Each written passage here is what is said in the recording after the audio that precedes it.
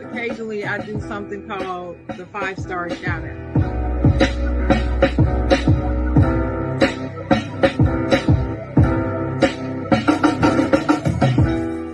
I'm gonna say this line. I'm not gonna say it because I don't believe in it. I don't believe in you can't make a you know what I'm talking about.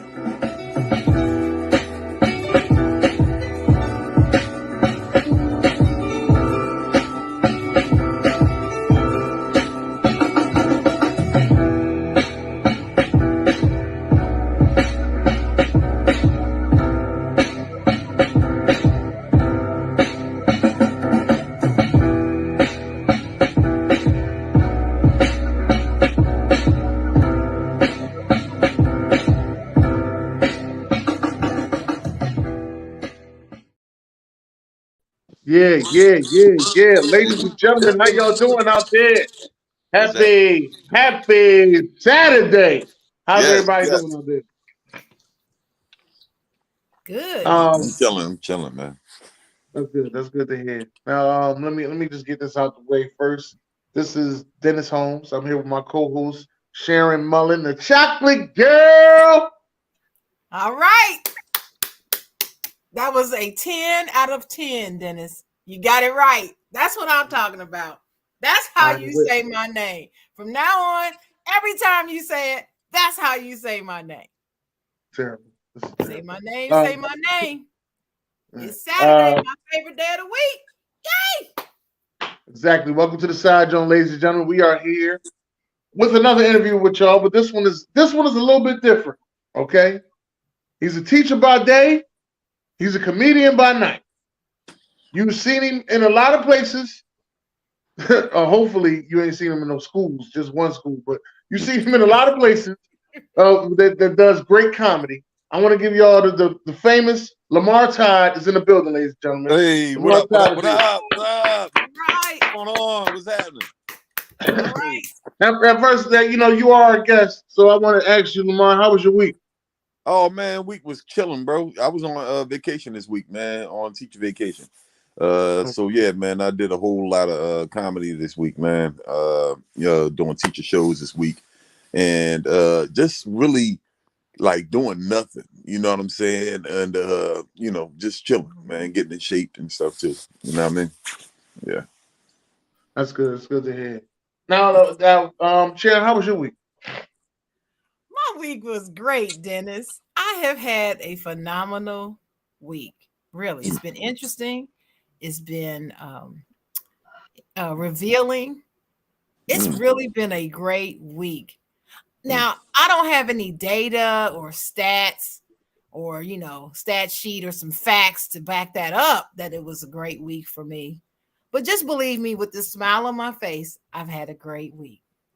How about you, Dennis? How has your week been? My week has been really good. I'm off this week because we ain't had no school this week, so I'm off this week as well. So it was actually really good. Got to do some things, clean up around the house, fix some things up, get to see some people I ain't seen in a while. So it's a damn shame, man.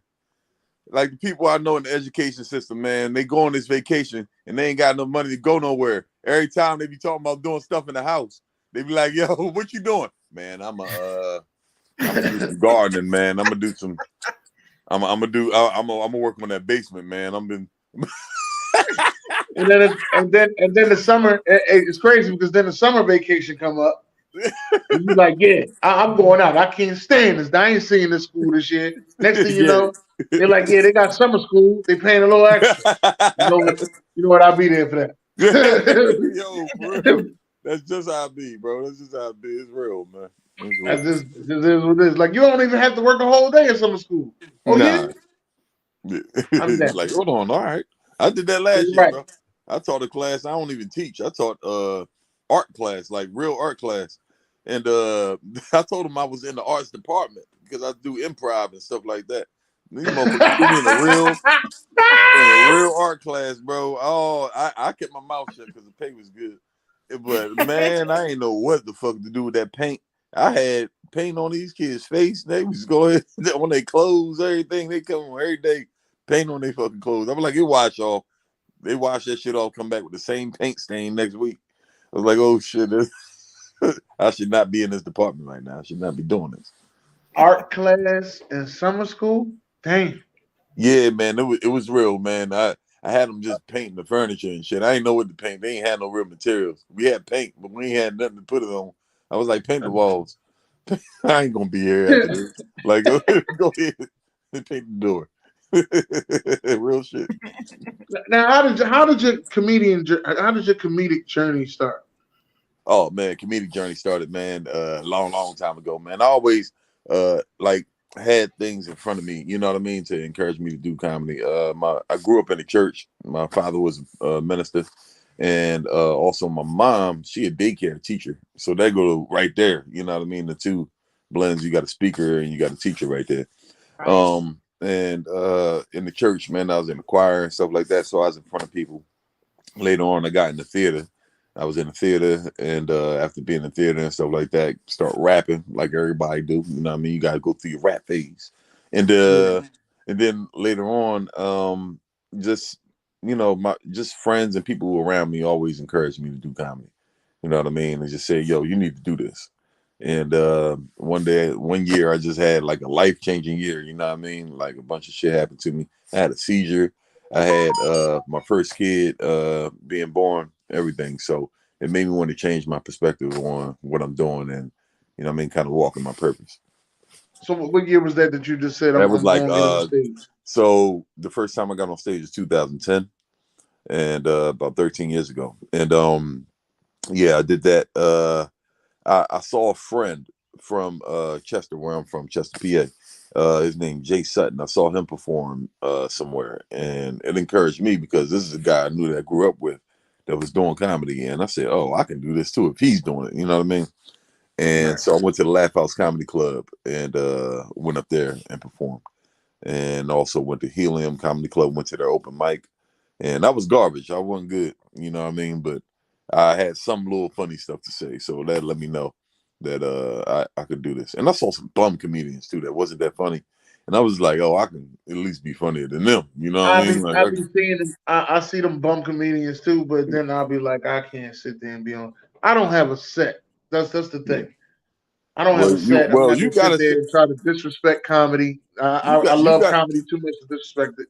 nah, bro. You got a set. You got a set of eyes that right there. You can just talk about that as soon as you get off stage. You got you, you just talk about yourself. That's all comedy is. But comedy ain't for everybody. You know what I mean? Like it's people out here that just don't want to speak about stuff. But I think everybody should kind of try it or speak publicly sometime in their life. You know what I'm saying? And yeah, it ain't for. I thought it wasn't for me. Shit, until I got out there and started doing it, because I knew other people that was doing it. I was just like, yeah, go ahead. I'm with you on that. Work. So when did you go to the comedy school? I went to the comedy school. Oh man, I did that probably like 5 years after I was doing comedy. Man, shout out to Two Ray. I took his comedy class, and I took that class because I just wanted to elevate my career. I knew I was funny on stage, but I wasn't talking about nothing specifically. After I took the comedy class, it actually helped me to just speak on just actually who I am as a comedian and or as a person, even not even just as a comedian. And I went into my passions and what I spend all day on. I spend 8 hours a day as a teacher. So I started writing about that. And that just evolved into Man, more and more material. that was a great job. Let me get Yeah. that out the way. 'Cause the way you be talking about them kids, the same way I talk about them kids. Hey And man. when you put that fuck them kids, cause Sharon hate when I say fuck them kids. Oh man, you got to say it. It's not literally. We're not literally right. fucking That's what I kids. say. I tell her that all the time. Like Sharon, I love the Yeah, kids, it's just but these we love kids them, Stop but they it. fuck them. try You their know what I mean? They'll best. take I They that. try don't their hate it. That's not true. now, listen. These kids are try their best to get over on you. They will. Their They will. best, and They and will. some of them is good. Mm-hmm. Some of them is good. Some Mm-hmm. of them is good. That's why I Really, be like, really, I say they all good. You know what I mean? Because they children. They really don't have a chance yet to, you know what I mean, really prove themselves. I just think they dumb too. You know what I mean? They all smart, but they dumb. They smart and dumb because they not developed. They like a half cooked egg. They just ain't got it all. You know what I mean? And they think they do, but they don't. It's scary as shit because adults is like that too sometimes. I don't know. There's a lot of adults that still like that. It's a half cooked egg, and you can't tell them nothing. That's the Yeah, bad part exactly. about it. Yeah, work, Because now work. they adults. Yeah, And man. you're definitely right about that. Yeah, So that's the parents of these motherfuckers. when did you bomb? That's what I want to know. When did you bomb? When did I bomb? I bombed probably like my first or second time. No, my second time performing. I performed at a talent show. I paid $25 to perform, Damn. and And you yeah, bombed? my cousin was in the audience. Yo, yeah, it's my second time up there, man, and I didn't have a routine down pat. And my cousin was in the audience and fucking heckling me. So I started roasting him, and as I roasted him, I forgot my set and everything I was about to say that I had down on paper. And so, man, I just got off stage, and they was just like, I didn't get booed, but everybody was like, "Oh." When I got off stage, I was like, "All right, y'all, I'm Lamarrr Todd." They was like, "Oh." It was worse than the boo because they felt sorry for me. They wasn't. They was just like, I "Oh." mean, you had to learn from there because you Mm. made it to Apollo. I can tell Yeah. you that. Oh yeah. Nah, definitely, You, man. Them bombing days is over, man. They ain't happening no more. Like now, I got a structure that works everywhere. I don't care if I'm in a yeah, hookah lounge you talk or about, if I'm in a major theater or something like that or arena. Like these jokes are gonna work. They're gonna make you laugh. They've been it tested definitely is. amongst different I have to say audiences, yeah, you crowds and stuff like that. So now I know what it's hitting for. But when you first starting out comedy, man, you know what I mean? You're going to bomb. You're going to take that L, man. You know what I mean? And it's up to you to go ahead and quit or keep it moving. right. Yeah. You do have a structure now that is very good and is Yeah, relatable to everybody because everybody got some fucking kids and yeah, talk man. about You want to relate to Blizzy. where people at. I mean, I talk about school and teaching, man. Everybody done been to school. Even the dumb motherfuckers done been to school.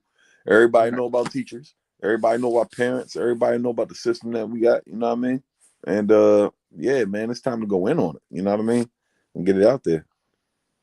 So So now I when did you developed my own show, man. I got the Teachers Be Like comedy show.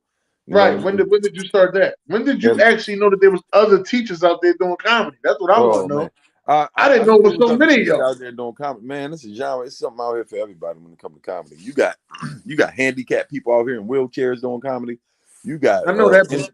you got Indians comedy. You got all kind of just you got tranny comedy. You got all kind of shit out here. You know what I mean? So why not? You know what I mean? Zoom in on one of America's largest professions. You know what I'm saying? And most needed profession. You know what I mean? And make some fun with that. You know what I mean? Because they're one of the most stressed out in the country, especially after pandemic and all that. Nobody don't even want to teach. It's hard to find teachers right now. So they in dire need of laughs. So man, I started that at Punchline Comedy Club. They let me open that up over there, and it's been a success ever since, man. And now everybody want to have a teacher comedy show. Now it's crazy.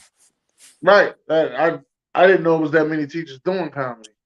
Yeah, You it know what ain't I a mean? lot. It And ain't a whole when I lot, but first it's heard enough. about Yeah. your teacher comedy show, because I actually seen you first, but I didn't know you had a whole teacher comedy show. Somebody actually told me word of mouth when I was at work listening to the teachers. They was like, "Oh yeah, well it's Teachers Week, and I'm going to go see Teachers Be Like." Yeah, I was like, word. That's what's up. "Oh, that sounds familiar." It was like it's a comedy show. Yeah, I was like, word. "Oh, Yeah, man. So teachers be like, man, and we got support from Fox and you know what I mean, a couple networks that's helping us out promote that joint. You know what I mean? And it's yeah." I been seen you on dope, Fox a man. It's lot. been yeah, What was that it like to get on there? yeah, man, it was love, man. You know what I mean? I love to be on TV, man. Get my little self out there, man, and show the face and promote the biz. You know what I'm saying? That's what it's about. Getting them people out there.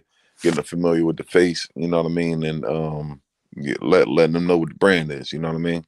And once they get familiar with that, hopefully they like it. Hopefully they come on board and become part of our team. You know what I mean? Our team growing all the time. Last night we grew like another 300 people. You know what I'm saying? So yeah, man, we're looking forward to it. Just keeping it popping. That's good. That's definitely good. Now, how many? Now, because see, you work in the school district, so I can't. I don't want to hit those questions just yet. What? I, What's I going on? well, I wanted to know. I ain't scared, cuz. Have you did public school or you always been in charter? My school is a public charter school, so it's a blend of both. Yeah, but okay, you know how they got the myth out there about charter schools do this, and public schools do that. Do you know the difference between the charter school and the public school? Yeah, What is it? the difference between the charter school and the public school is the public school is allowed to all people. In the charter school, you actually got to sign up to go there for the kids. Yeah, you sign up and go there. So I'm working at a public charter school, so it's both together. It's a merge. So this is public; it's open to everybody. But the way they receive their funds is why they call it charter. Charter schools are most of the time privately owned by different businesses, like people Right. that just out there for money. And so this is a public charter school, so they are funded by people. But I mean, but it's just not it's not like a business. They get donations instead of actual you know what I mean, just actual checks from the government and stuff like that. So these actual real people that care about these kids' education as an art school, they come through, write like checks for like $1 million, $500,000, you know what I mean, stuff like that, just to keep the school funded. So it's they really about the students where I work at, man, and it's dope. And they don't take no bullshit. They not just taking, you know what I mean, like kids that's been kicked out of their school, that school, and that school, and it's gonna fuck shit up. Like you come in there fucking shit up, they're gonna get you out of there. But that and that should be in any school. You know what I mean? Shit, lean on me. It should be, but Dr. they got Clark had to schools kick out out there some that take the motherfuckers bad over East kids. Side High. Like Yeah, but I mean, they got that No Child Left Behind, you know, and all that stuff going on where, you know what I mean? Like some kids in the state of PA where you can't even flunk certain people. You know what I mean? Like you just gotta pass them through and all that. But yeah, I like the school right here, man. They got a heavy focus on the arts. And that's what allowed me to do what I do there, man. I teach comedy as a class at the school that I work at. right. So comedy and improv is like an actual class in there. So man, I'm doing my thing all day long in there, man. So it's dope. So do you teach a regular class as well? That's the class. That's the class, comedy improv. Comedy improv is it. You know how you got theater, how you got wood shop, how Right, you right. got home ec, you got comedy improv. I thought all this time you was a math teacher. I didn't think you was Nah, just dog. comedy Nah, improv. I can't tell you shit about math. I can't tell you nothing about none of it. Yo, listen, I didn't even go to school to become a teacher, bro. I was a comedian first, stand-up comic. You know what I mean? And You then went to Lincoln. I started the after school program. They got the popping. After the after school program got popping, they was like, "Yo, we want you to teach this class full time." And I went ahead and took it on. You know what I mean? Because it's my passion. It's comedy. Other teachers be bitching about their job because they hate their fucking subject. They hate history or math or whatever. Dog, I'm going in there loving my job every day because I'm teaching comedy. We doing sketches. They doing public speaking. They writing scripts. You know what I mean? Like the shit is dope. That is good. That is definitely good. I did not know you was teaching comedy. All this time I thought you was a math teacher. Yeah, I don't know why you got math. I don't even know how you get that addition to add that up right Because there. I heard one of your jokes, and I remember you was talking about the young boy, and you said this, and he said something to you about you eating a glizzy, and you was like, "Yeah, that's why Oh, you I failed in did my put some class." mathematics in there. Hey, Yeah, that's some good listening right there. All right, all right. that's where I got it from. I just want to Yeah, let you know there you where I go. got it from. That's why I Word, thought you word. knew that. That is, yeah. I do got well in my jokes. Yeah, that's dope that you peep that though. A lot of people don't peep that. I incorporate like each subject. I got math joke, got an English joke, got social studies joke. You know what I mean? Like I got something for each kind of thing, and I kind of slip that in there without being too teachery. You know what I mean? And just yeah, keep it goofy. You know what I mean? But yeah, it's in there. But yeah, like nah, I've been an assistant teacher in a math class but I ain't never had my own class. I done took over. Shit, I was a math teacher at one point though. Like I took over a couple classes because my students ain't had no teacher, and I had to just I had to go ahead and take over and like learn some of the lessons and then teach it to them until they found a teacher. Well, we got Trisha Joy here. She said, "What What's grade?" up, Trish? She said, "What grade?" Oh, well, great. My grade that I teach is from 6th grade through 12th grade. And also, I can come to your school, Trisha. I also have a workshop called Laughing in Class, where I come to the schools and I teach the schools how to incorporate laughter into their classroom. And so I teach them how to do all kind of improv games and how to incorporate that into a math lesson, how to incorporate that into a social studies lesson, how to incorporate into your vocabulary. You know what I mean? Stuff like that. So yeah, we can get it to rolling. I'm trying to get it in all the schools actually. So tell your tell your principal, hook me up with the next PD, book me at the next PD. I do stand up too at PDs too, because professional development, PD stands for professional development for some of y'all that don't know. And that's like the in-service day for teachers, like when they gotta be there and the students not there and they gotta go through training. That shit is boring as hell, and it's strenuous, and sometimes it's just stressful to get all that information. And so what I do is I come through to the school and I relieve them for about a little half hour or hour and make them laugh, and then they can go ahead and get back to work, get back to their training and stuff like that. And this laughter about their job, what they're doing, you know what I mean? And it's a little stress reliever, man. I mean, they need that, man. It's Yeah, crazy. they definitely do need that. I'm gonna have to say they definitely do need that. Yeah. Had no idea you was teaching comedy. Did you have any kids that went on to take comedy serious after Oh leaving your yeah. class? I mean, really, it's a class. You know what I'm saying? So I also teach a private class outside of teaching at the school. So I Right. teach at Philly Improv Theater and different places. You know what I mean? Like those kids, they tend to take it more serious and go ahead because they paid for a class. These kids at the charter school, they just doing it. You know what I mean? It's another class. I had a couple of students that did take it serious though, and got auditions, got what I mean, callbacks and stuff like that, and actually performed, and I got to pay them. You know what I mean? At clean comedy shows and things like that. And yeah, it's cool, man. And just to see a kid just get up in front of the class and speak is a lot. You know what I mean? Like there's a lot of people. I mean, like never spoken publicly before. You know what I mean? Or have trouble speaking in front of their class. You know what I mean? Like that's my goal. Get that fear out your head about other people, and you know what I mean, them looking at you. That's a great job.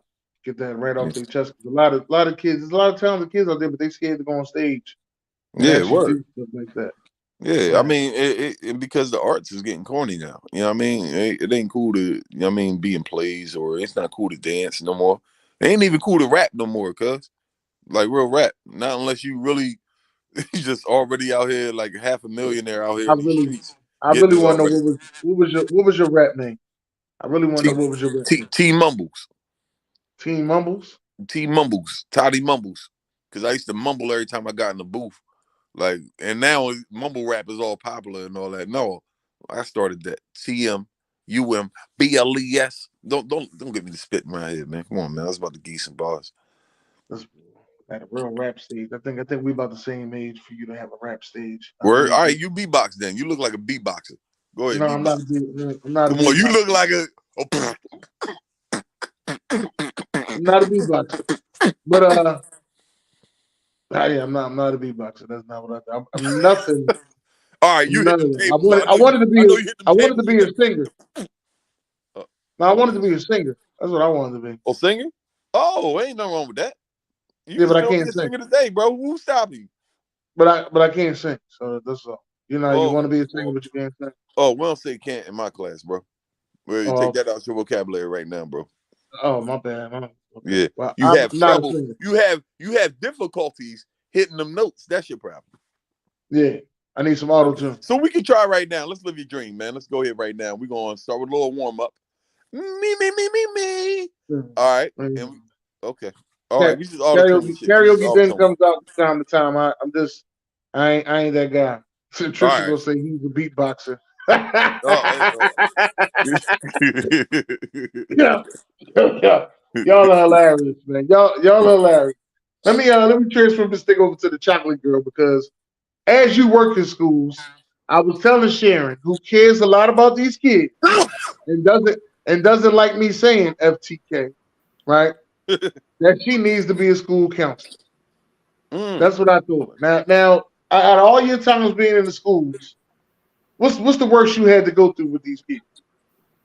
The worst with the students or the The students, the students, not the adults. That's a whole nother story. the worst I had to go through probably that fight I was in, man. Yeah, I broke up a fight.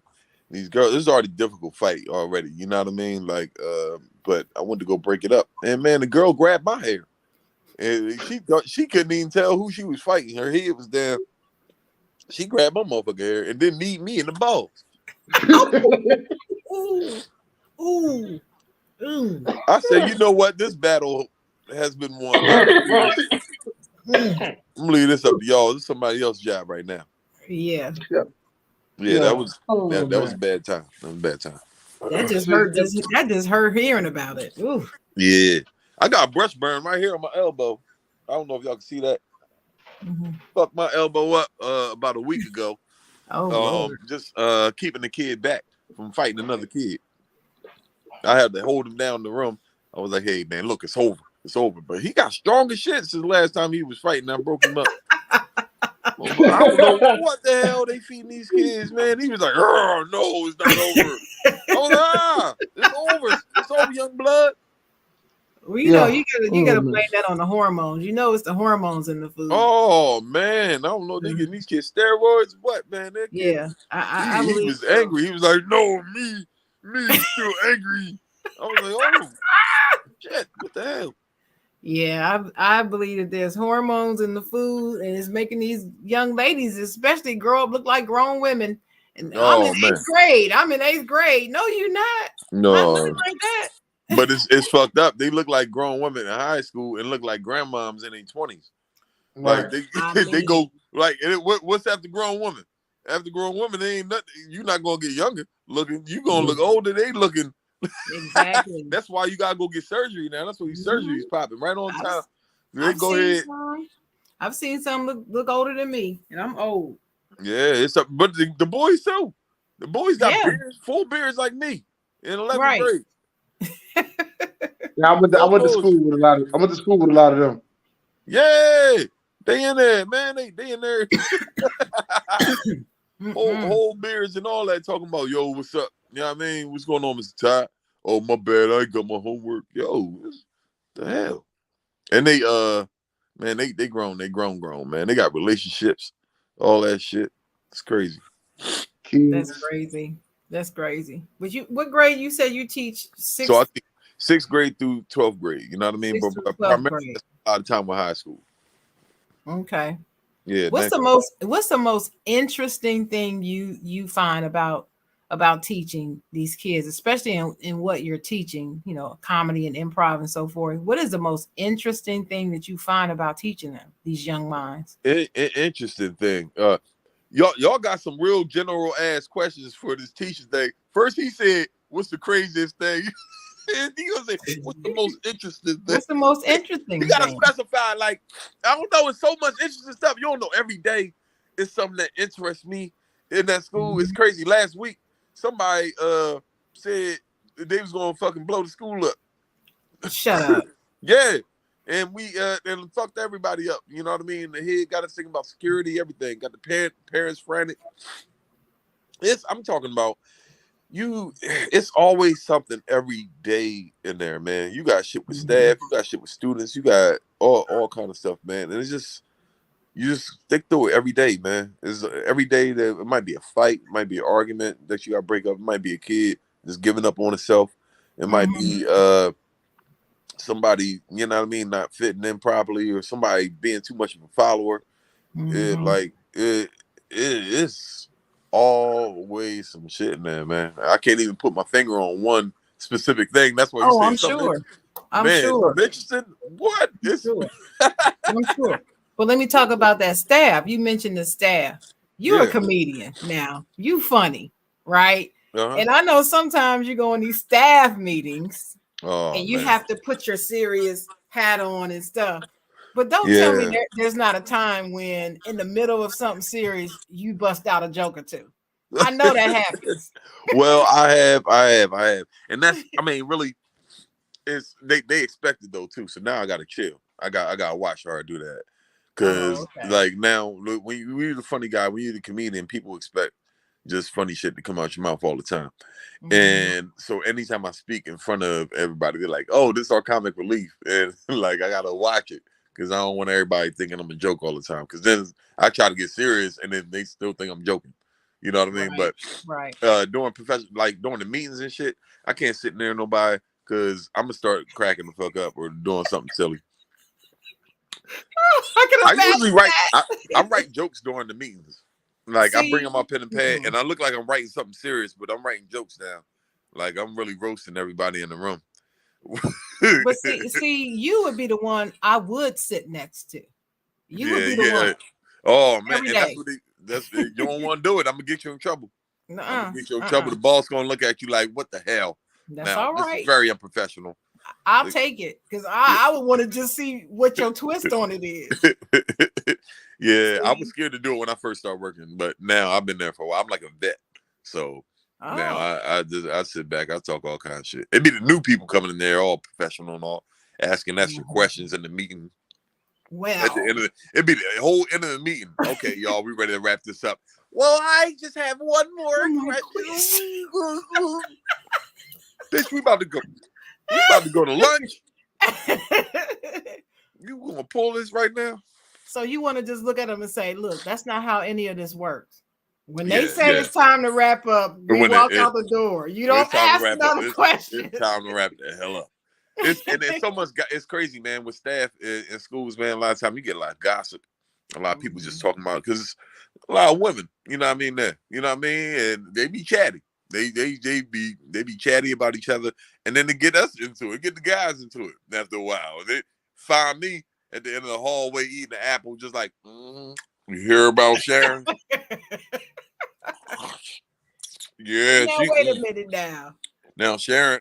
Now the Now that women was a don't different have guy to that pulled up bring for this. you into being catty. Now y'all Yeah, that catty on your oh, that's own. what the school turn you into caddy.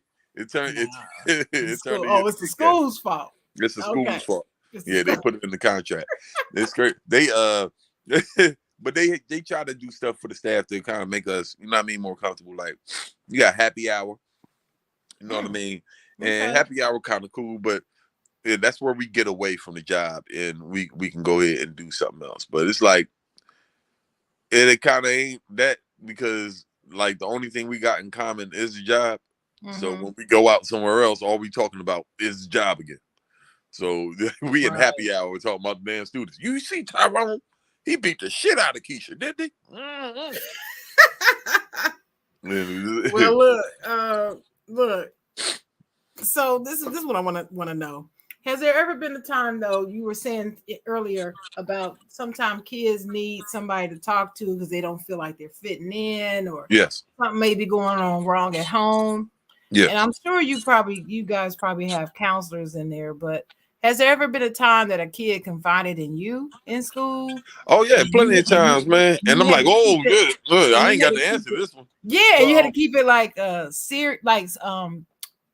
I what should I had say? kids tell me Private. Keep about it quiet. Keep it just private. They didn't want you to share it with somebody else. yeah, yeah, definitely. I mean, some stuff you still gotta go snitch, but Mhm. but a lot of stuff I just try to Mhm. keep it with me so they really feel comfortable. Not unless they really in Mhm. danger or something like that, then I gotta Right. step outside of that and try to do what I can. But I had some kids talk to me about some real shit, man. You know what I mean, about relationships, because they just starting to explore relationships with, you know what I Mhm. mean, with males or females. Like some of them in like physical danger, you know what I mean, like about to get beat up or fight somebody or something like that. Some of Mhm. them got financial issues, you know what I'm saying, Right. like because they're at the age where they can start working, you know what I mean, and they starting to thinking about taking care of their own self instead of relying on their parents. Right. um Yeah, so I get all of that, man. It's a couple kids that just wait in my room in the morning before I even get there. I come in, they in there just, you know what I mean, sitting in there. I'm like, yo, what's up? And it, like, yo, man, it's crazy, man. It's bullshit, blowing my shit. That mean they not in a good mood if they say blowing Right. my shit. Right. Yo, it's, you know what I mean? My shit getting blown, cuz. Like, what's wrong? Like, well, what's up, man? What's going on? Well, I ain't slang words changes over time. nothing. You got to really keep up with what they're saying now, because I'm like, Yeah. what? What does that mean? Huh? But I want them to feel comfortable. I want them to also know that I'm not just your friend. I'm your teacher. You know what I mean? And I'm not Mhm. your boy. You know what I mean? Like I'm here and I care about you. You know what I mean? We can kick it and all that, but I'm going to tell you from my perspective. I ain't going to fold on my beliefs and you know what I mean and how I feel about stuff. Right is right, wrong is wrong. And at the same time, not being too old too. You know what I mean? Where I could still have that eye, where I could still know, okay, keeping up with today and their society and where they are. So I Right. ain't out of touch. That's the problem with a lot of these old heads. They be seeing stuff that ain't like back in the day, and it's like this ain't back in the day. You know what I mean? Like this is a whole new society. Of course, we should have some of those same values from back in the day, but a lot of things have changed, and that's why these kids are different, and adults don't understand what's going on with them, and the cycle keep perpetuating because they don't understand them. So they just go ahead, discipline them real quick, or reward them real quick. You know what I mean? Either way, Mhm. they ain't, you know what I mean, around like they used to. These kids don't go outside no more and play. You know what I mean? Like they in the house on their phone. They see their friends in school. You know what I mean? Like if the only time you see your friends in school, like they gonna be cutting up in school. They socializing in school. Like this That's is where it. it's at now. And now That's they get in it. trouble for talking to their friend that's next to them that they ain't seen in a while. You know what I mean? Or like that's how they talk now. So it's a lot. It's a lot that need to be changed because society changing, but the structure's not changing. School's still the same. You know what I Mhm. mean? And teaching's still the same. The Well, pace is the same. I think like adults need social hour. You mentioned happy hour before. I Yeah, believe students need social time too. They need a they need happy hour. recess. They need They need recess, that bring back and they recess, they they and don't you have need it that even in in high school. You they don't need have that in recess. high school, and they need it. They Right. still got energy. They still jumping around. They still kids. Like Right. even adults, like you said, like adults need a release, and so do the children. They get like a That's half right. hour lunch, and they right back in the class. And we expect them to keep that energy down. You know what I mean? Or like they gonna be kids. I know because I'm a 41-year-old adult that got energy. So I Mhm. know, like I know that they need some type of release. You know what I mean? And Right. yeah, and some of them need extra release because they got some, you know what I mean, different conditions. Well, that's how I see the future of education. School is going to have to start looking totally different than what it looks now. It Yeah, just can't keep staying the same because their rate of being stimulated is so much more. Like when I was in school, like you said, we used to go out and play in the morning before school. We would be playing at the bus stop. We playing. We get at the bus stop early, play you before playing, school. you always You running. go You to school. You play at recess. You get out of when school. you get You home, play what you again. doing? Play again. Hmm. When you get home, what you doing? You go inside, probably take your school stuff and throw your book bag down and run back outside. Run right back outside. Yeah, Well, yeah. you gotta put your outside clothes on. Oh, you See, gotta back put your then, you gotta change your sneakers. you You can't gotta have them take them school school sneaks. clothes off. I Though. would take them felines off and throw on them Reeboks and get on trucking. But yeah, that's that's what it was, and we don't have that anymore. Right. So with that being gone, like Mhm. how are these kids gonna socialize? How are they gonna get their energy out? That's why you got kids just sitting in the classroom, just or inside your living room, just jumping up and down, going, Fidgeting and fidgeting. Yeah. and you like, yo, sit yourself down, stop moving.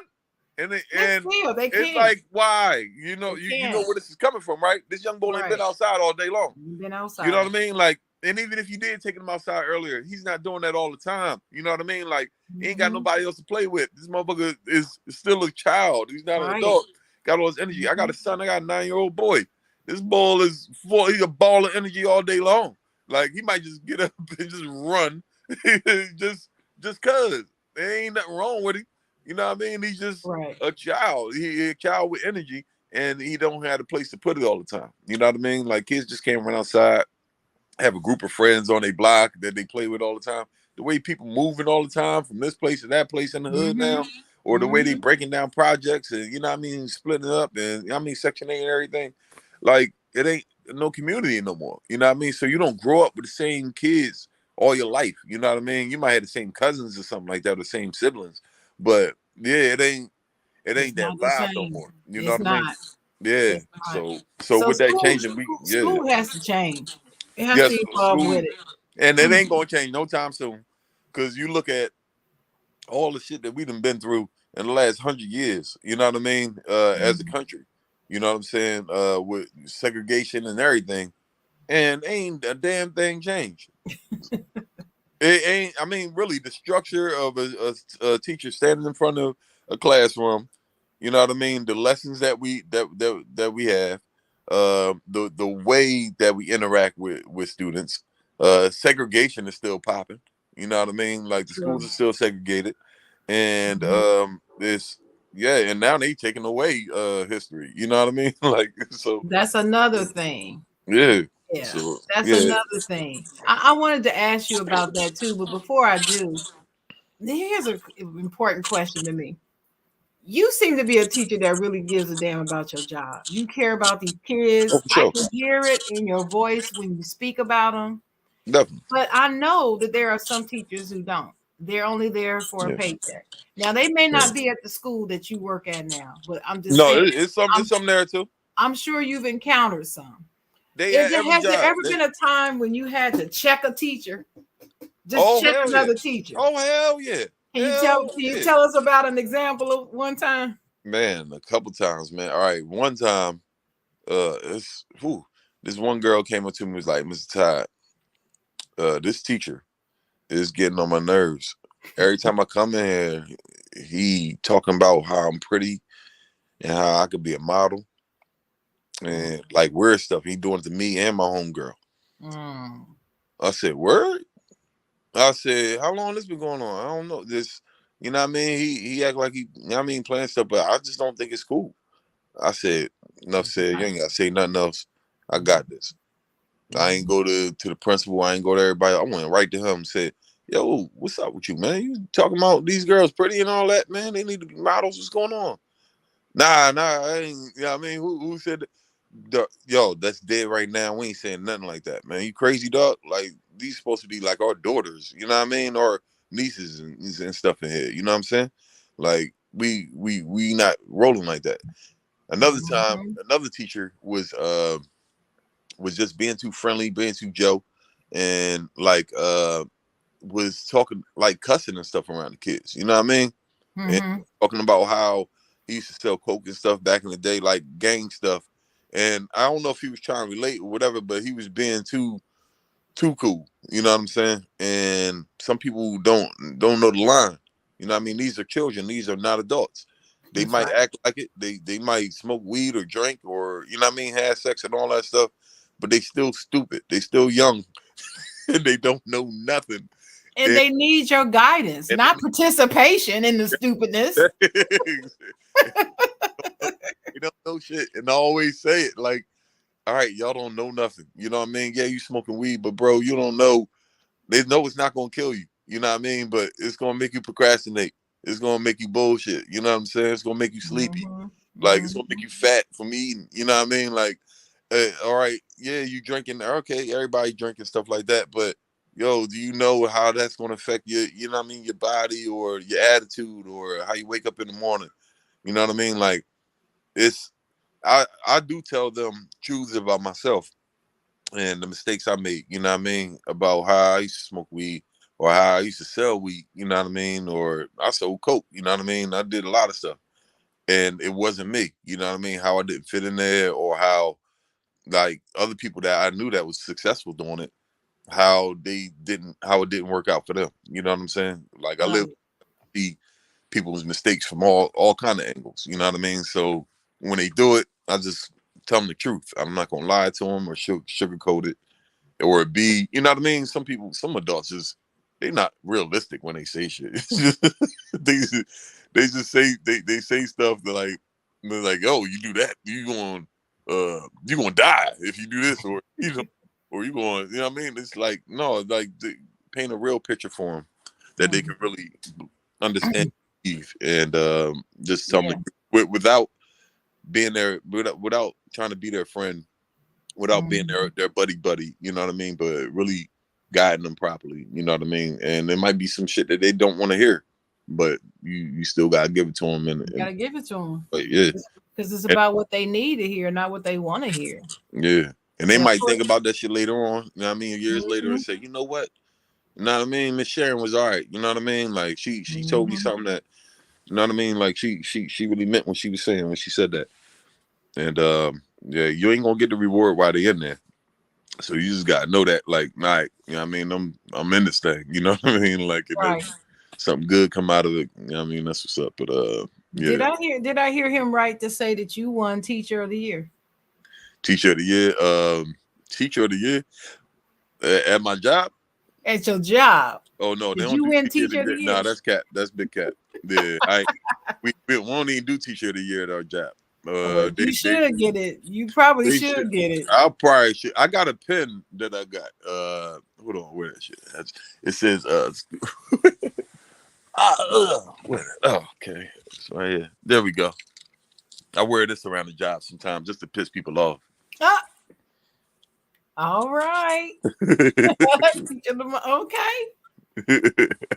But yeah, wear it proudly. Wear it proudly. Yeah, I wear it proud. I bought it at Spencer's Gifts. Was it wear it proudly? Yeah, but I do wear it proudly. They be like, "Oh, so you employee of the month? They doing that now?" I'm like, "Yes." No. You think I don't deserve it? Who else? Listen, if they don't do it, you on mute. Oh, what you say? Do it for yourself. If it doesn't, if they don't do it for yourself. Exactly. But nah, it's cool. I get comedy awards, so that's where I get awarded at. I got funniest comedian in Philadelphia last year from the Philadelphia Urban Film Awards. I got voted hardest working comedian from the Philly Hip Hop Awards. I got voted funniest comedian in the Philly Comedy Awards. Like, so I've done a lot, you know what I mean? Like, to get awarded already. So, man, the teacher thing, I ain't the best teacher in the world. I'm not, you know what I mean? But I am there for the kids, and I learn from a lot of other teachers that's there. You know what I mean? They help me out. Well, I'll leave it to other people to tell that you're a great teacher, even if you won't say it yourself, because I'm sure you are pretty doggone good. Especially teaching what you're teaching. I just think that's awesome. Yeah. But, I do have a question for you from our audience. Miss Trisha Joy has another question. Oh, hey, Sister Joy, what's going on, Trisha? What you say? Something else. She said, "What improv warm up works best with your students?" Oh yeah, improv warm up works best with students. It depends on the grade and what you're working with. I know just introducing them. I play a game where I sit them all in the circle. And first I'm talking to them, you know what I mean? And after we're done talking, I'm like, okay, we play a game called All Those Who, where I just sit them in a circle and like one person gets up. It's kind of like musical chairs. Like one person gets up, everybody's sitting in the chair except for one person in the middle. They don't have a chair. And they say all those who have a sibling, you know what I mean? And all those who got a sibling, you got to get up and go to a chair that's not yours. And it got to be at least 2 chairs next to you or something like that. So you get up and go to it. So if you have a sibling, you get up and you go to another chair. That shit get crazy. There's always one person left in the middle without a chair. And they have to speak.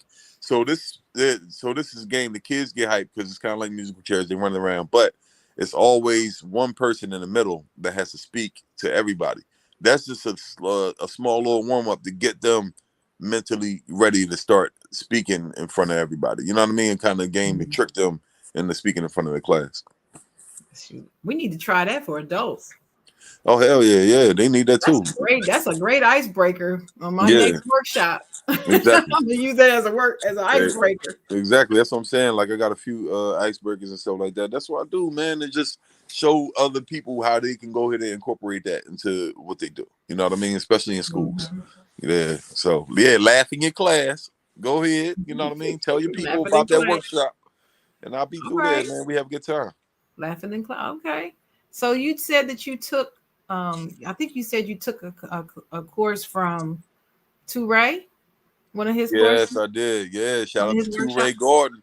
All Yeah, right, yeah. Ray is a friend of the show. We've had him on, Yeah, and that's my guy, shout man. out to him. I did tag him in the comments, so I Yeah, hope he's watching. that's But the I old wanted to right there. ask you, how did you pick to be a part of his training? Why did you Well, pick Ray? oh, I know why, Two but Ray, you yeah, tell the yeah. audience why.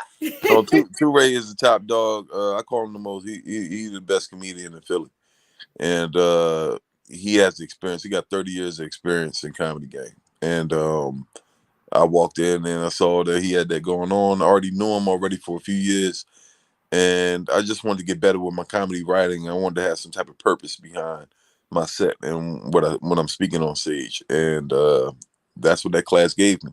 It gave me writing structure. It got me in tune with who I am. It made me be a little bit more creative too. Like Two-Ray challenged me in that class, like, "Yo, you funnier than that. You more creative than that. Come up with this, say this."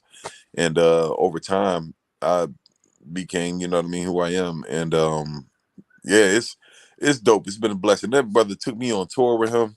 Took me in places I never thought I'd perform. He put me in front of comedians. Had me open up for comedians that I never thought I'd perform for.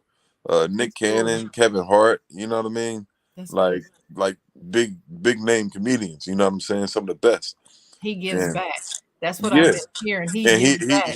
he don't get a lot of credit for that, man. But Uh-huh. he's the guy that does gives back to his community. Everybody that took his class, you gonna see, like, comedy not for everybody, but the success rate of the people that do continue to do comedy that have taken this class, they're doing great. You know what I mean? They're all working comedians. They all get paid to do comedy now, and that's just a blessing right there to be able to say that. So they've been touched by Ray. Yeah, yeah, They've been definitely. I don't touched know. by I Ray. I want to say that. You know, you might have a Me Too. They've been Now touched you by now him. you got me in the Me Too documentary with Ray. Oh Yeah, no, Ray. no, I don't mean that kind of touching now. Ray touched me. Touched by Ray. Everything he touched turned to gold. Yeah, But that's fact. shout out to Dennis, because my co-host Dennis is What happened to him? he's here. He's Oh, here. okay, all right.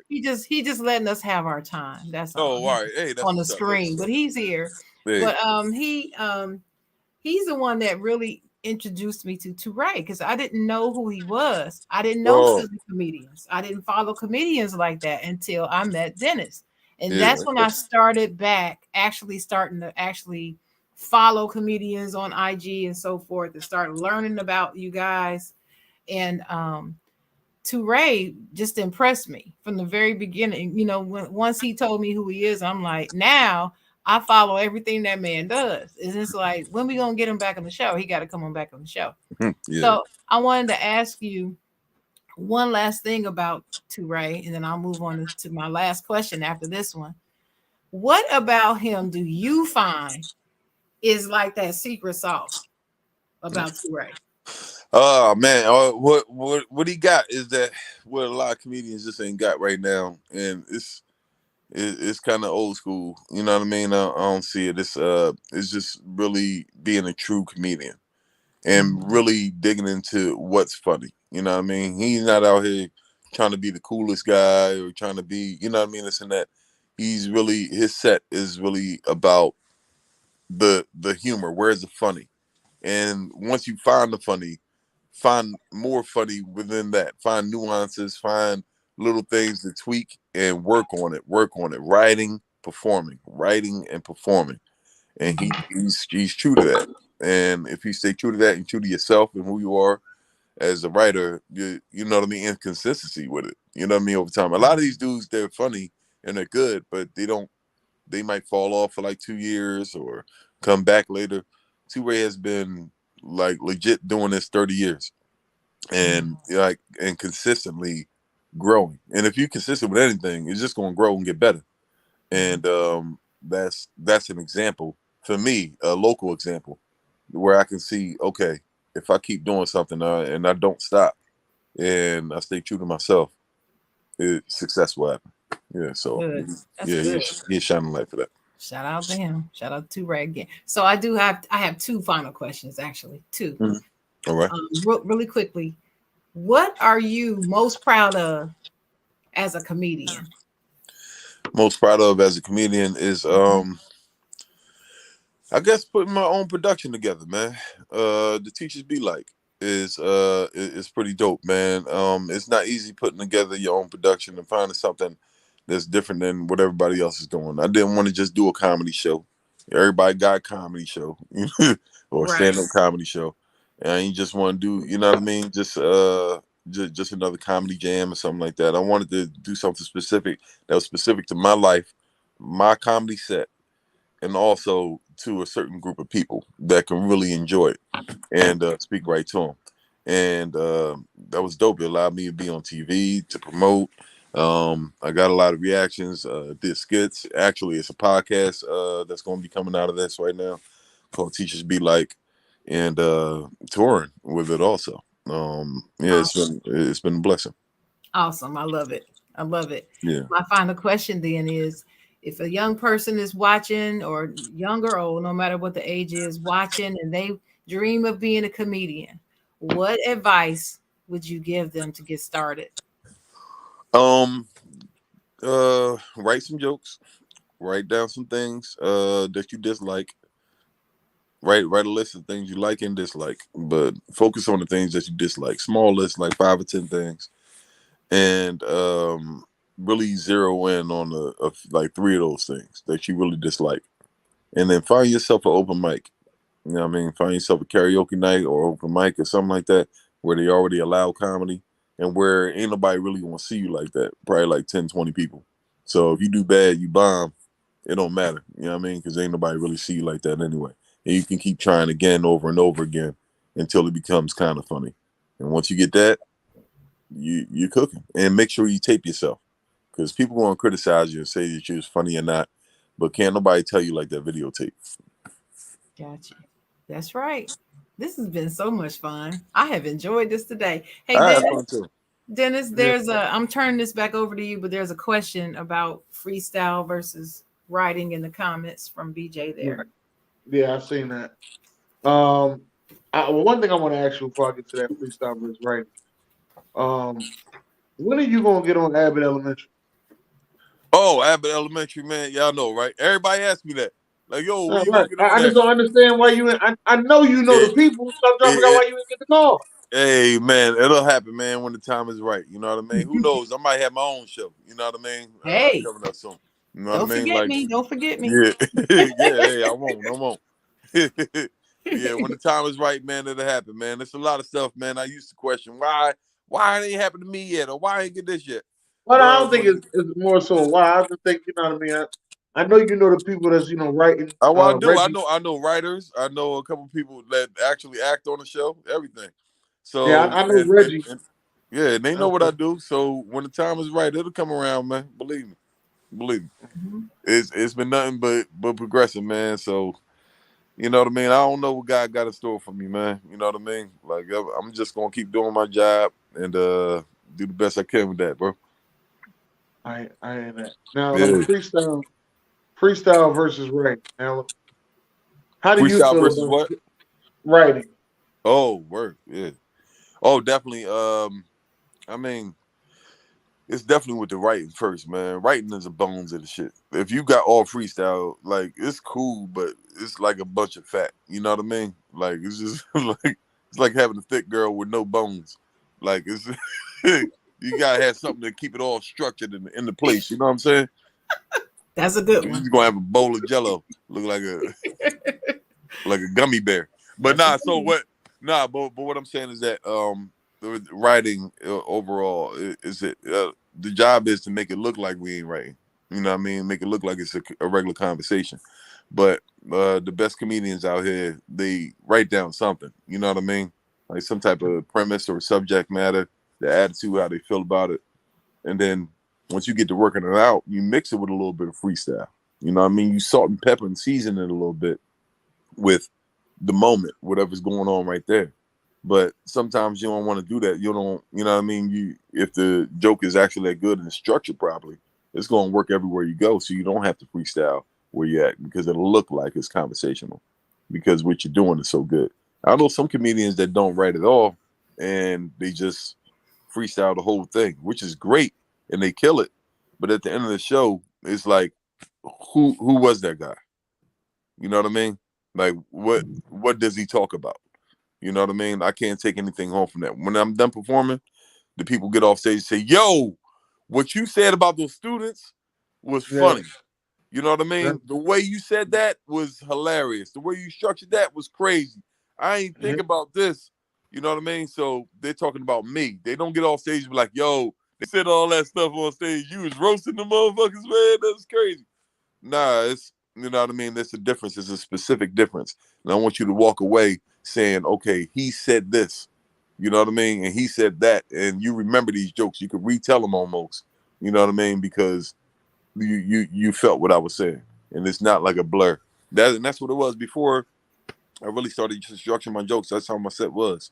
People would walk up to me, I'll notice the difference. They would just say, hey, yo, you was funny. You was funny, yo, what you said. And then after I started talking really specifically about my job and my life, now I get, yo, I know just what you're talking about. I feel that. You know what I mean? Like, you know what I mean? I do it. Or my sister, she a teacher. Or, man, I remember teachers back in the day, man, when I was in school. You know what I mean? So it's a little bit, oh, hold on. What they say? I know it's the time a kid came up to you and tried his hand and tried to roast him. Y'all got to come to my shows. Because, look, I got this joke. I come to the show, so I know. You know, I got a joke in my set that I talk about a young boy try to roast me. Tried to roast you, Kids don't try to roast me as much anymore. They know me at the school. You know what I mean? Like, they know what's up. Every once in a while, they might say something about my hairline. I might get that every once in a while on my forehead. I'll get it. But that's the obvious, you know what I mean? So I'm actually teaching them at the same time about roasting and about snapping. And when you talk about something that's the obvious, that's the easiest thing that you can take. I've been living with this head all my life. You know what I mean? Right. Like, right. I mean, like if you like, come on, Dennis, you fat. You already know. All right, what else you gonna call me? You know what I mean? Exactly. Like, Exactly. all right. If I'm short, I'm short. Cause what else you got? You know what I mean? Like it's that other stuff that's gonna hurt you. You know what I mean? The stuff they don't know that they can really hurt you. That can hurt you. So yeah, the kids they try to roast sometimes, but man, I got so much in the clip for these young bulls, and I can't even roast back no more because I make them cry. I made this one kid really go call his older aunt. Aunt called into the school, and this is when I first started teaching, and she was just like, "I heard you said." I was like, "Well, this dirty ass need to shut the fuck up."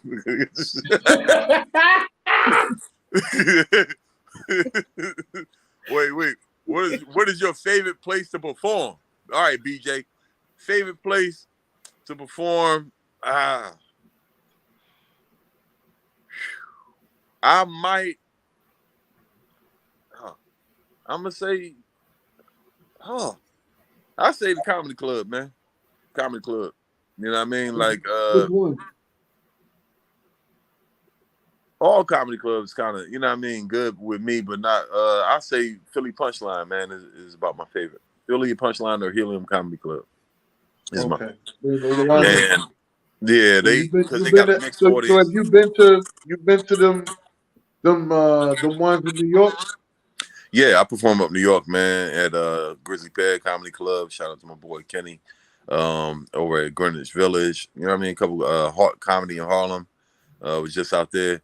And yeah, they cool, but New York. You know what I mean? It don't hit like back in Philly. New York has a broad audience. You got people that's up there, the tourists. They might be from Russia, from Miami, from everywhere. You know what I mean? So when a comedian speaks, they're speaking to a broad audience, and they have to make everybody laugh at the same time. So the jokes get watered down a little bit. You can't specify certain things or certain words that you know what I mean, that a certain group of people know. You know what I mean?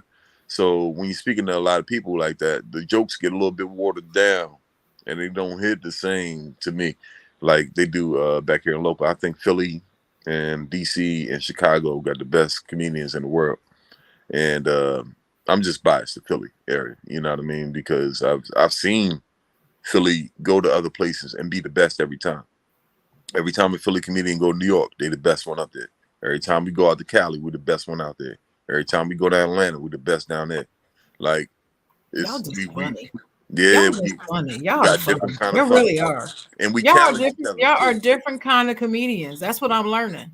Yeah, and we challenge each other, and we go hard when we go somewhere else. Like we're not coming out there for nothing, and you know what I mean. Like that back here, if you say something corny or you steal somebody's joke, or you know what I mean, like you're not original or something like that, these comedians will let you know.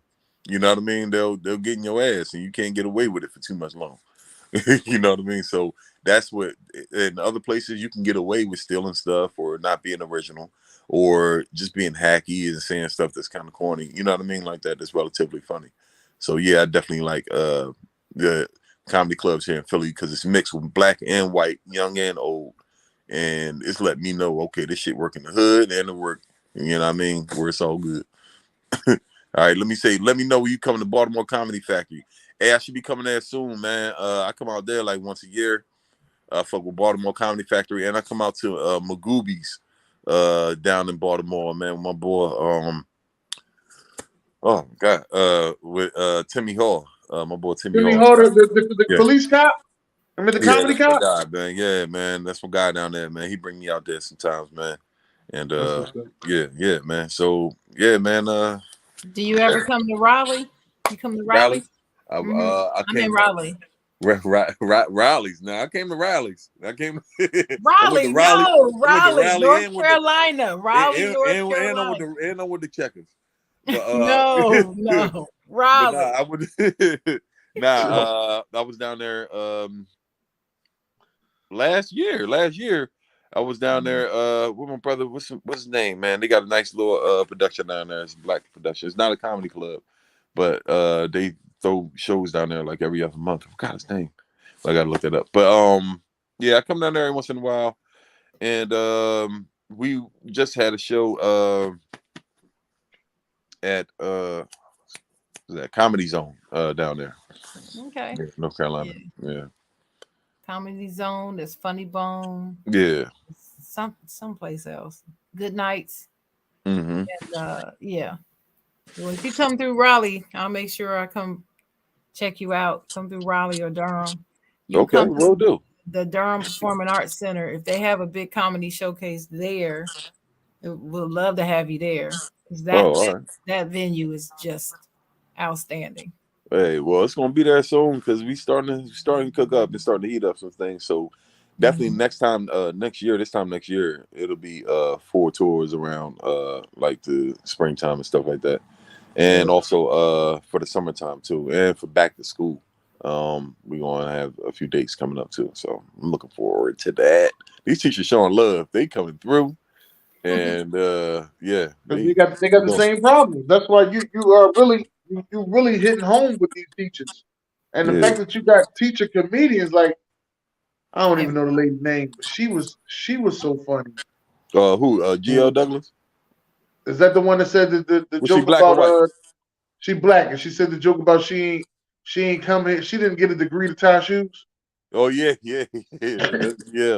GL, man, she a beast, and she's out here. That's one of the ones we want to take with me when we do the special, man, because we trying to get up there do a special too, man. Get it on Netflix or Amazon or something. I think that's a great idea. Because it hasn't been out here yet. No, it hasn't been out there, and So she is funny as hell. Hell she yeah. is hilarious. But yeah, those teachers come out to see you, man. You're doing a great thing. Now we talked about too, Ray. Now, how do you feel about Buck Wild? Oh, Buck Wild, the man too, man. That's another Philly legend right there, man. Shout out to Buck Wild, man. Buck Wild is a shiny motherfucker. Always got like 6 chains. Always.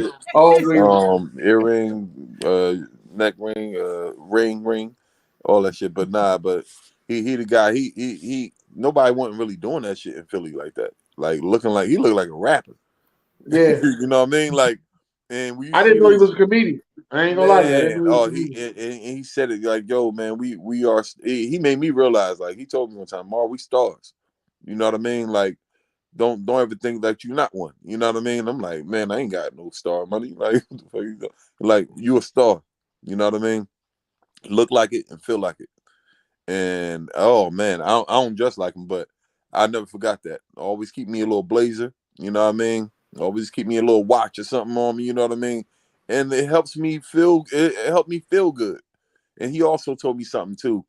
Like when I first started, he told me to sell it. Make sure you sell your idea to the audience. I was saying stuff and wasn't believing it myself as I said it, and it was evident to the crowd. They can see it. You're like, all right, he not really feeling it, and it comes off not funny. You know what I mean?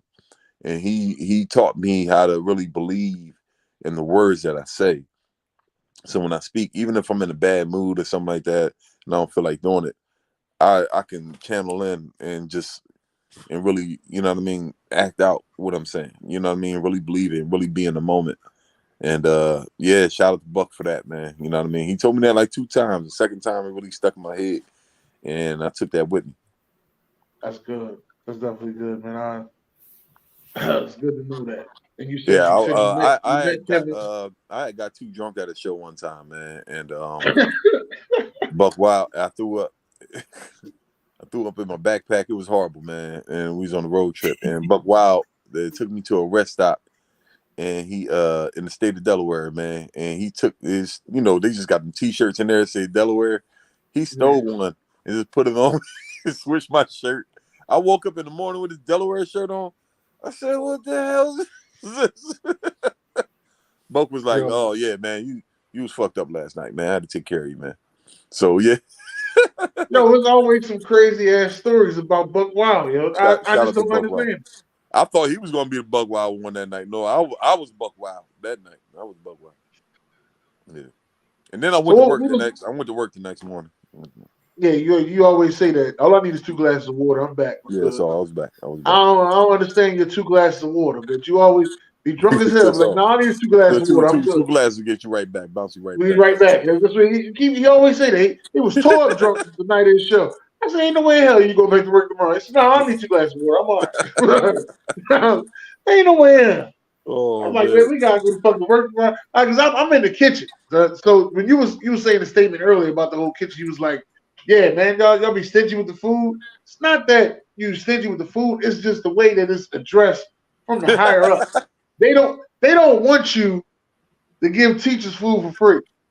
Wow. I'm on another note, like, man, feed them goddamn teachers. They hungry as hell anyway. Yeah, man. Yo, that's a good look, bro. I really saved a lot of money. You know what I mean? Like I can spend like good fucking $75 a week. You know what I mean? Just going out and getting lunch every day. You know what I mean? Right. So I'll be right in there eating. I'm like, oh, it's edible. I'm gonna eat it. You know what I mean? It is some bullshit in there. Like, it's not tasty all the time. But they do what they can. They're not allowed to use salt. They're not allowed to use sugar in there at all. So certain schools you ain't allowed to use certain stuff. But we got Puerto Ricans in there. They be trying to zhuzh it up with something. You know what I mean? They be putting little spices on there. They be trying. The Ricans be back there. I be like, mommy, what's going on? Well, I got this chicken, but it ain't no, I'll be like, all right, mommy, just go ahead and do something to it. It's something funny when they give you that side look, like, Yeah, they be like, It's 2 things I don't fuck with. I don't fuck with hot dog day. I'm out the door. I'm not eating the glizzies. Oh, I mess with the kids all the time. I tell Sharon that all the time. I mess with the kids. Yes. Like, what we eating today, old head? Glizzies and meatballs. Yeah, glizzies and meatballs. And I didn't know what a glizzy was. I was like, what are you talking about? What is a glizzy? Glizzies and meatballs. Yeah, they got them. And then I always get like one of the kids. I always get one of the kids that just like mess with me the most, call him King Glizzy in front of everybody. Yeah, man. Like, King Glizzy, what up, baby? Like, oh man. Oh man, here we go. But it's crazy though, because they really that really has stopped kids from eating hot dogs. Just the name itself. Wow. And like, it's some kids that don't give a damn. They be hungry and they're like, yo, I'm gonna eat this. Y'all call me when I want. But it's kids that won't eat just because of it. I stopped eating them before they was calling me glizzies. Because I saw a documentary on how they make hot dogs. And that shit's disgusting. Like it's nasty as hell. I saw that shit and I said I'm never eating again. I stopped eating a lot of processed food when I saw that. Once I saw that smoothie, it's like a whole smoothie that come out. First it'd be a cute little chicken or something like that, or a little pig. They grind that whole pig the hell up, eyeballs down to the tail, and put that shit inside of a tube, and you eat that, John. Man, I can't do it no more. So yeah, I saw it. I still eat hot dogs though. Yeah, all right. And bologna. Yeah, but okay. I don't eat a whole. There's a whole list of processed foods I won't eat.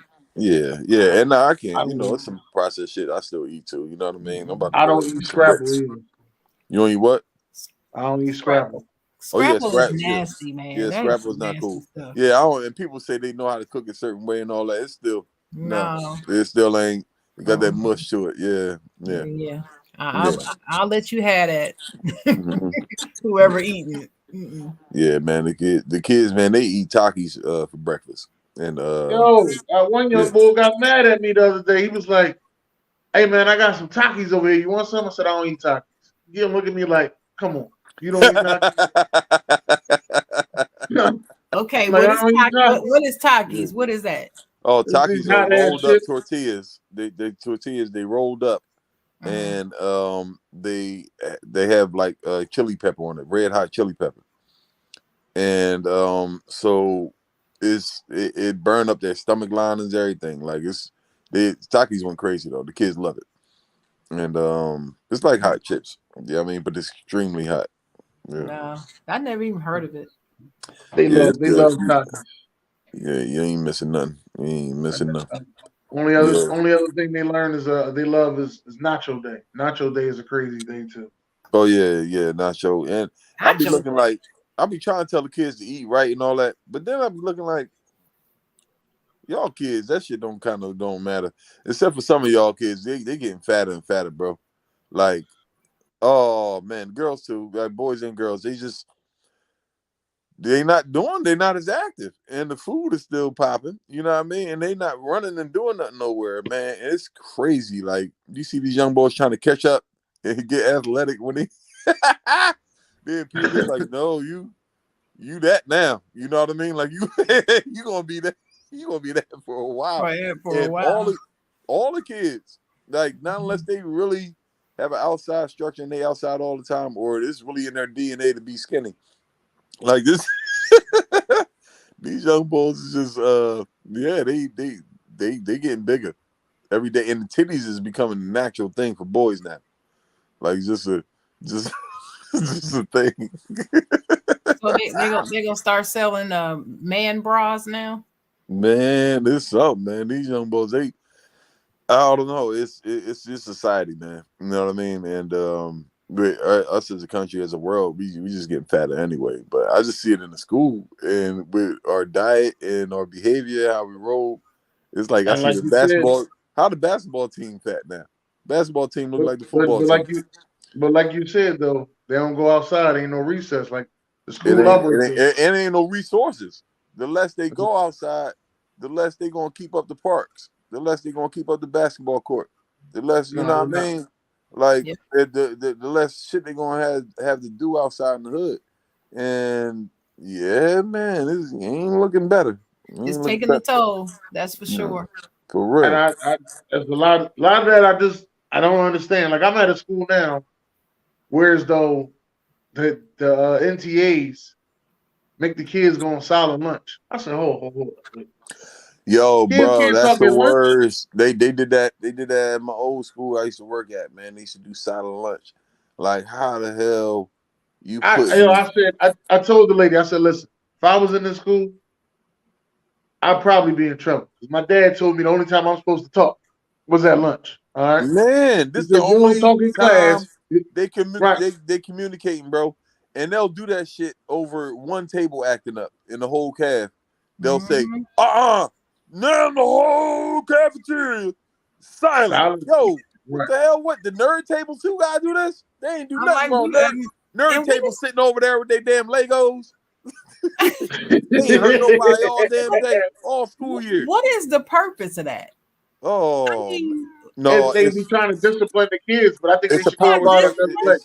but that's not how you. That's not how you discipline that's not everybody. discipline. That's not effective.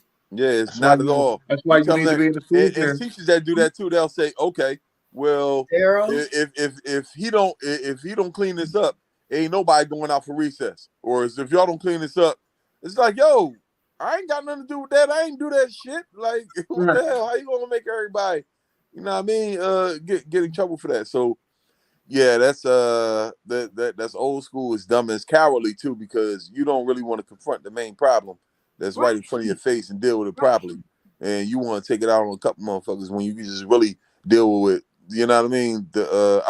Now you want to take it out on everybody instead of just dealing with the couple of people that caused the You main could just issue put a couple in the people on first attention. place. And for real, you can shut down that whole crazy cafeteria if you just make an example out of the couple of people that act up. Okay, who else next? And you got another one? Get them out. Okay, that's it.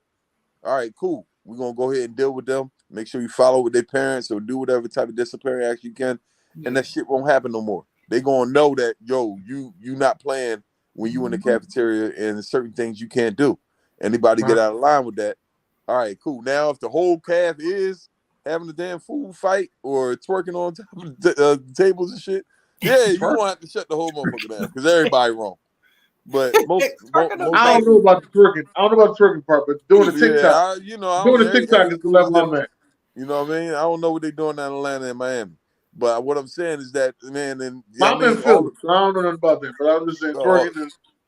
In Philly, they just shooting you in class. They just, but hey, it's crazy. You got a joke about that, about what y'all supposed to do. Now, if there's a shooter that comes through, shooters, but I mean, a school shooter can come to the hood and shoot some shit up. Let's be clear with that. You know what I mean? People act like they can't come to the hood. They can come to the hood too, but it's just that we just so preoccupied with regular shootings. You know what I mean? Like we're not even thinking about somebody, a racist motherfucker coming up into our school and shooting up everybody, or is somebody just pissed off with the school from back in the day coming in there and shooting up everybody. You know what I mean? That can happen.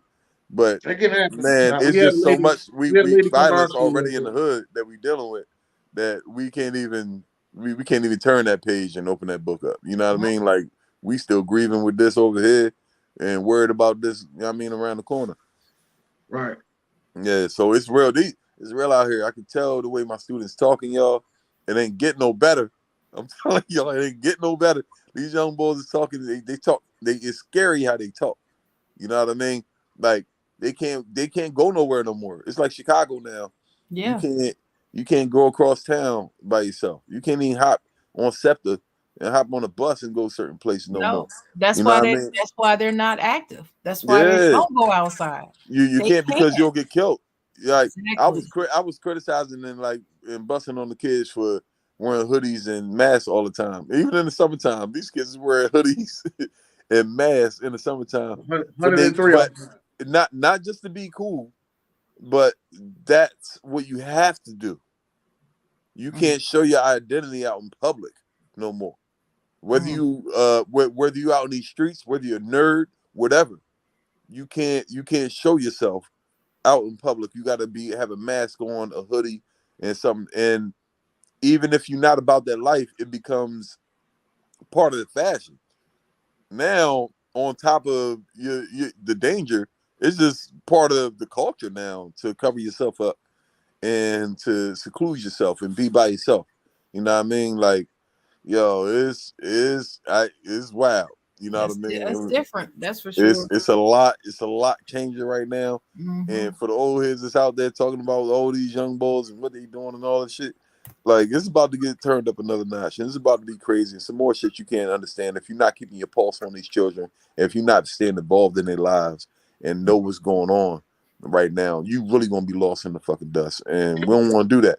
Because they not that far off, they not that crazy or that powerful, because they only been on this planet 10, 16 years or 20 years. They ain't shit. We've been here 40, 50 years, you know what I mean? Like, so we like they are new to something different, but we just need to not look at it like it's something so crazy because we created it. We set them up for this. We gave them the platform and they just sitting on it now. Yeah, but you're right. You're right. We have to, as adults, we have to get in their lives and involved and see what Yeah, they think, what they saying, and what they believe. So, like, shout out to BJ, who's been in the comments. He's always working with these kids. word. What's up, BJ? Shout out He to is BJ, man. always doing something with these kids, and that right there is so needed. Yeah, Oh, and it is. It I is. pray for these kids, and I pray for you teachers Yeah, because it's so much going on in these schools that don't need to be happening. yeah, And then you've got these children that are living these lives that you would just be amazed. Like, yeah. this is going on What? in And your they house. they just trying to do right. They don't know no better. They But don't know any better. when this stuff just around them like that, like that's what you know. Scamming is crazy right now. You know what I mean? Like it ain't even back in the day. It was all about the dope game. Now these boys is they running credit cards up, checks. You know what I'm saying? Like they they getting to it. They all kind of They ways. was doing that. They was doing that around our time too. They was doing They that was doing around it our around all the time, but it wasn't the thing to do. The only thing to do. Like people, Right. it was still drugs and stuff like. Not saying that was the way, but now it's a different way of getting illegal money. You know what I mean? It's through that, and it's just a lot of different things to watch out for. You know what I mean? Like a lot of old heads, we try to relate to these kids and try to school them, but we schooling them with the old school. You know what I mean? Like with the rules to the streets from back in the day, and a lot of things has changed. You know what I mean? And when things happen, you just don't want to be like, I don't understand, or just throw your hands up and forget it because it's going to face you. Whether you know what I mean? Like you it's going whether it be your younger family members or just you getting smacked up beside the head, going to the store, being on World Star the next day, like you. Yeah. Like and I'm old. I know I'm old. I be hearing stuff, music, and all kinds of stuff. Like, man, these young boys today. Then I remind myself about myself and when I was a child, right. and the Snoop Dogg I used to listen to, Wu Tang I Yep. used to listen to, the The clothes I used to NWA. wear. NWA. I used to spend my money on jerseys and sneakers. You know what I'm saying? Yeah. And how I wanted to be cool, and also like the only choices I knew about how to get money was right there in front of me. You know what I mean? Luckily, I had a family that showed me some love and made me feel like there's something else out there. They ain't know what to show me, but just having a family with love made me know that all right, like this ain't it. You know what I mean? I can do some other shit. But yeah, that's a lot of time, man. A lot of them That's they what's ain't up. got that them basics. You know what I'm saying? Mm-hmm. Yeah. Well, we are here with the comedian Lamarrr Todd. Lamarrr, do you have any upcoming dates and final words for us? Oh man, I got some days coming up, man. Just catch me all over, man. I'm gonna be at Punchline Comedy Club a couple days, man. I'm gonna be at Healing Comedy Club. I'm doing Mother's Day clean comedy show with the church and stuff like that coming up, man. I got Father's Day comedy shows coming up. I got more teachers comedy shows coming up. I got shows in New York, everything. You can find all these shows on my website. I mean, on my website, on social media. Let me take you to the website. Go right to Instagram, Facebook, TikTok, on any of that right there. You'll be able to see my upcoming shows. Catch a laugh. You know what I mean? Like none other, too. I don't sound like nobody else. I get funky. I have fun, dance, sing, all that. You know what I You mean? And do. yeah, we're gonna Hilarious. get into it. Just Yeah. hilarious. You funny. Thank you. Thank You you. are funny. I better be funny. I gotta do something.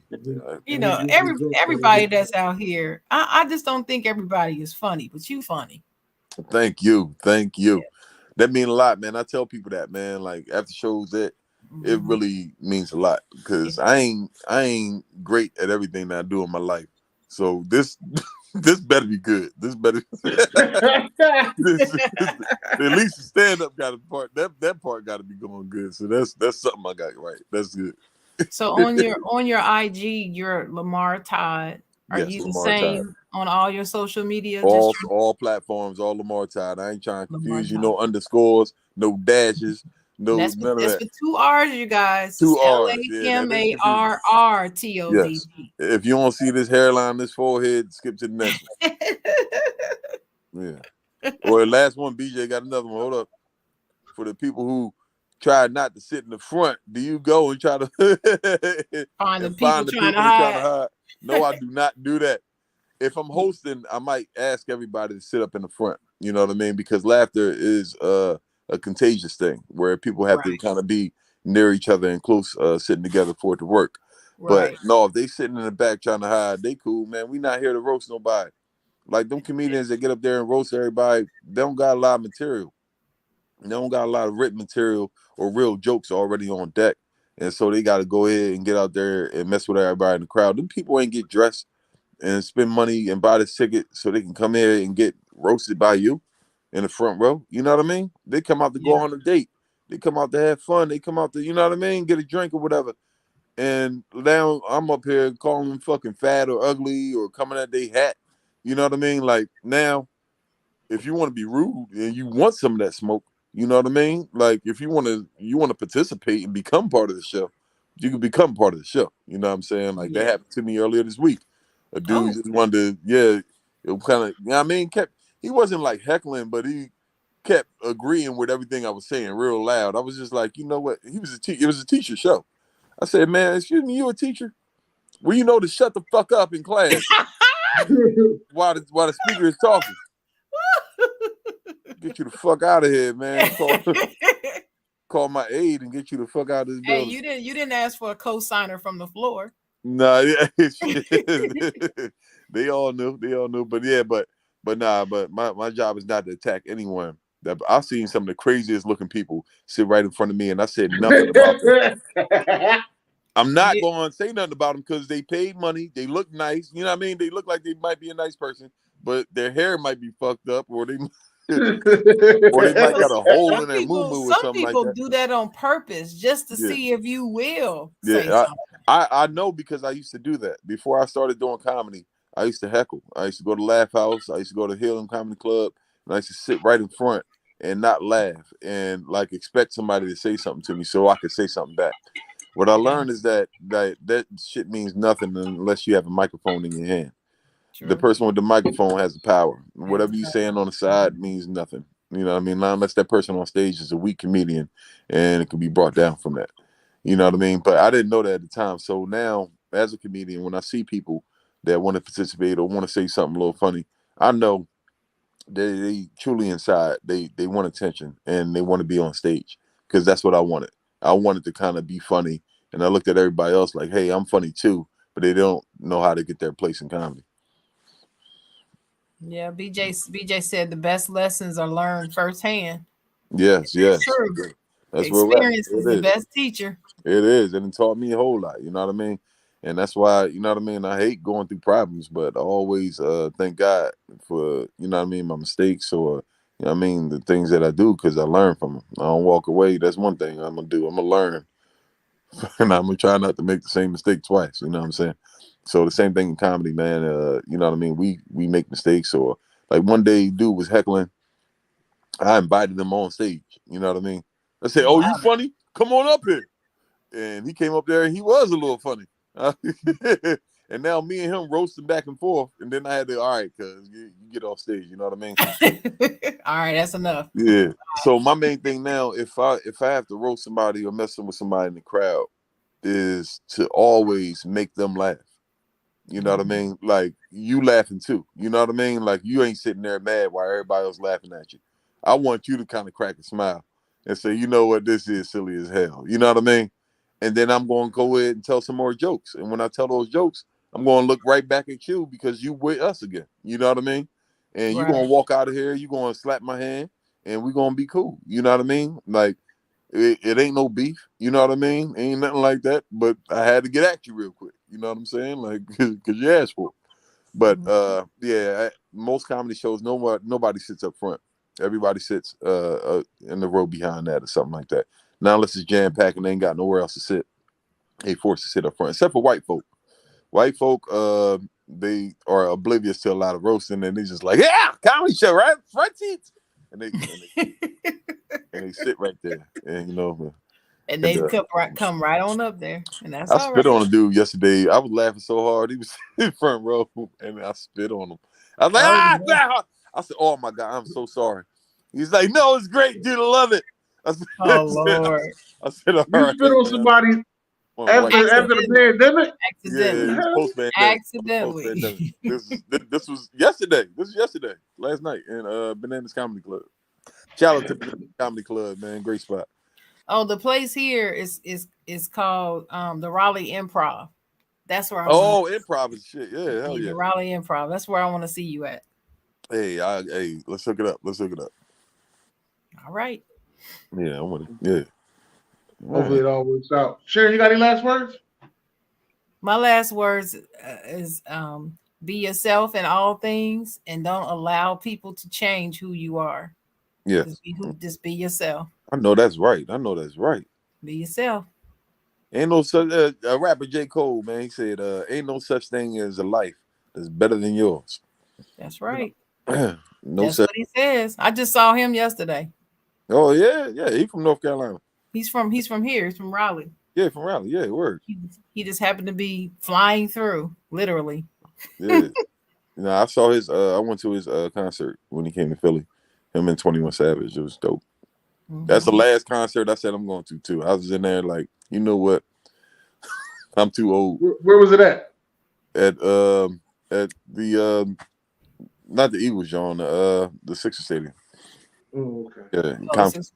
Well, he started a concert here called Dreamville, and we just had it this past weekend, and it was dope. Oh, really dope. Y'all need to catch it next year. But this year, Usher and Drake performed.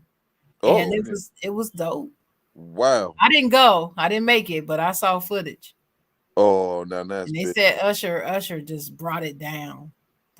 There's a concert in his own self. Like that's right. Nobody. That's right there. Mm-hmm. Yeah, that little slide and that little chain neck, John. I used to do that with my chain neck. And he can still sing. He can sing. He still has a good voice now. He still does. So yeah. That herpes ain't stop him at all. See. Hey yo. What? Oh, I'm sorry. Oh, Stop now. Stop now. No, I heard that was not true. R. Kelly had herpes allegations, and Usher had herpes allegations. And don't they got a song called "Same Girl"? Same Girl, yeah.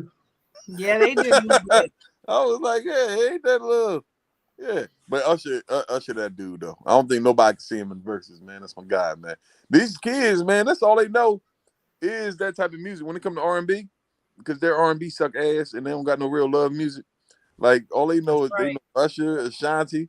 They know they in the and R. Kelly. They over there singing. Matter of fact, they got mad at me at the school because I was like, "So we ain't allowed to listen to R. Kelly?" It was like, "No, you ain't allowed to listen to R. Kelly."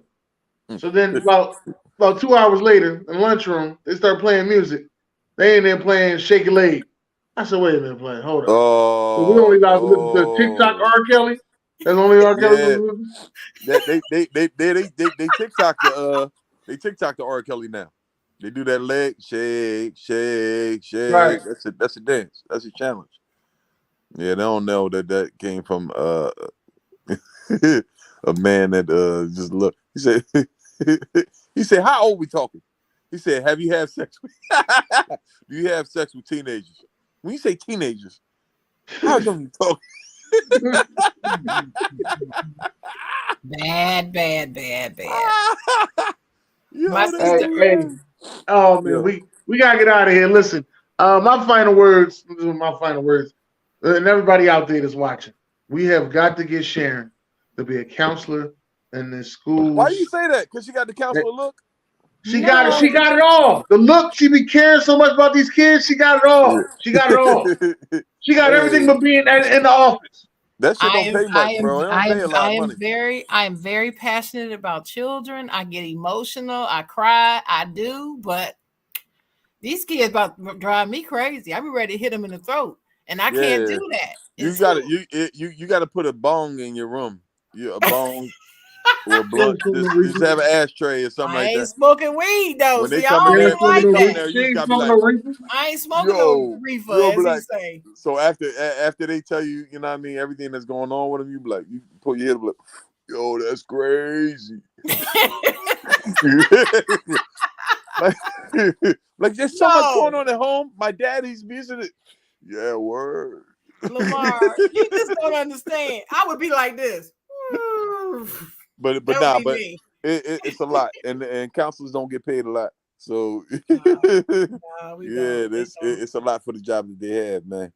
Shout out to the counselors in my school, man. They go hard, but yeah, they do. It's a tough job. I care about these children. And I'm a fierce defender of children, but some of these kids, boy, they ain't had no home training. It's them parents. Oh, yeah. Some of them kids gonna try to get you. They gonna try to, but you're gonna see that coming. You're gonna see that coming. That's why I said you can be a counselor. No, Dennis, they don't want me to be the counselor because I've been throwing some kids around somewhere. So yeah. Well, we're gonna get up on out of here though. That's what we're gonna do. Shout out to everybody that came through today. God bless y'all. Great day.